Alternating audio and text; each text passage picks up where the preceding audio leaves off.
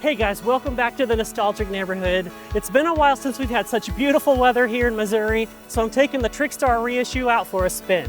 I don't ride this one a lot because I like to keep it up in my office. I think of it more as like a Sunday rider for special occasions. I've got a 20-inch S&M Dagger that I ride more regularly, and then when I want to go out on longer cruises, I go for one of my big bike BMXs.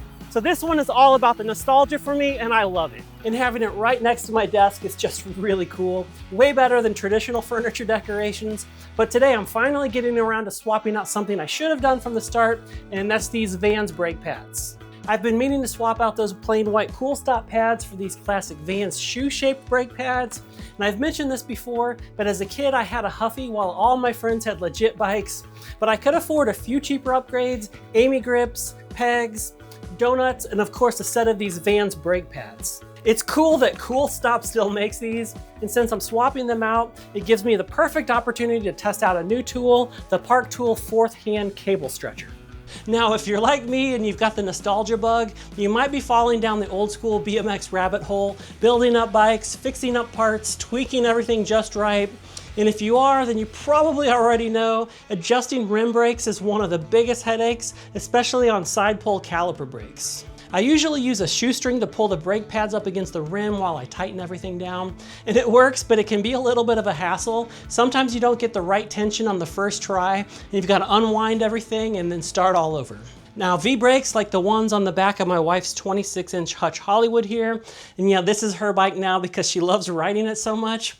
They're a little easier to adjust because they don't push back as hard when you're pulling the cable tight. With side pull brakes, you're fighting more resistance, which makes it harder to hold everything steady while you're tightening the pinch bolt. That said, getting the cable tension dialed in just right can still be tricky, even on V-brakes. A 4th hand tool makes the process way easier for both styles, whether you're fine-tuning a vintage BMX build or you're just keeping your cruiser dialed in.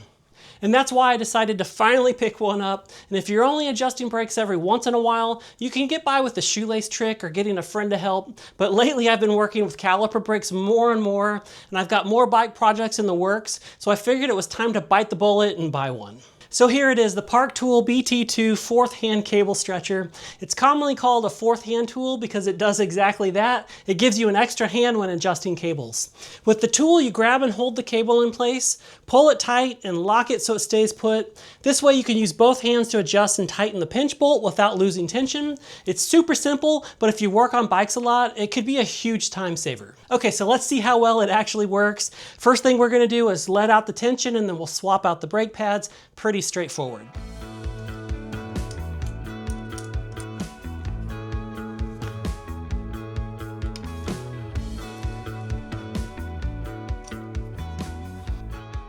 Okay, so what I used to do is I would unscrew the barrel adjuster a few turns.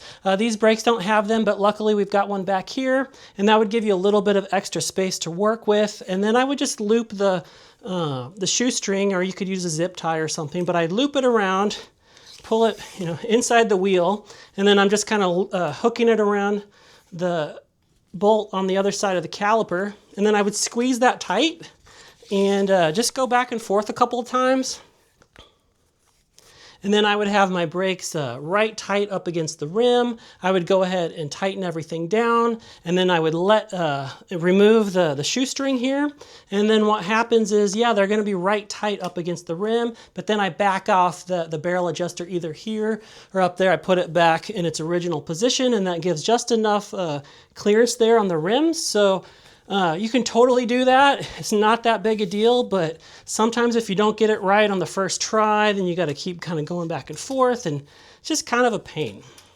Okay, so I'm trying to get everything set up here for the camera, and this little quick release is kind of getting in the way for me to get it at an angle that you can see it. So I'm just going to do it, and then hopefully we can get a better look at the front one.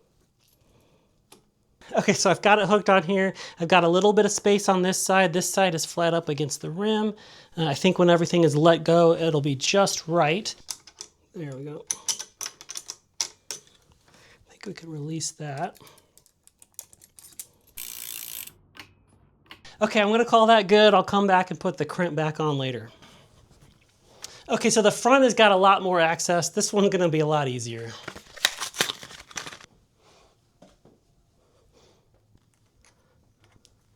Yeah, in hindsight, the The nice thing about these old, the original Kool Stops I had on here is that the post for the brake pad is much shorter and you have a lot more clearance on the outside.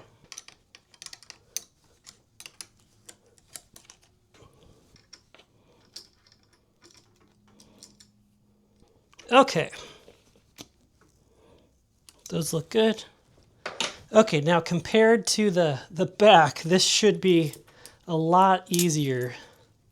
So let me see if I get that towards the camera so you can see. You just hook it on and that little part in there pinches and then it will actually pull. And so I've got too much tension, so we're just going to let a little bit out.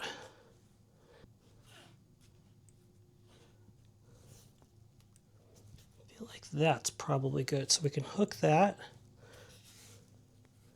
Actually, I'm going to go one more.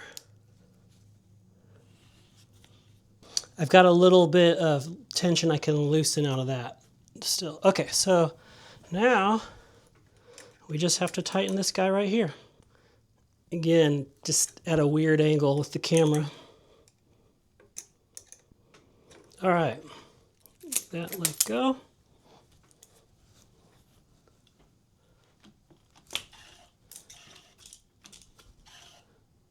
So it's a little, the wheel's a little untrue, but that's what this barrel adjuster here is for. I can let that out. All right, that's good. Yeah, the front was way easier than the rear. Certainly way easier than using the shoestring. I'm pretty happy with this. So is the Park Tool fourth hand worth it?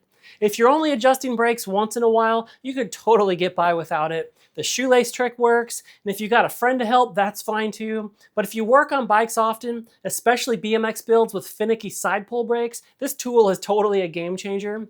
It saves time, eliminates guesswork, and makes sure you get the right cable tension every time. Now that everything is dialed in, let's take the Trickstar out for another quick spin. Okay.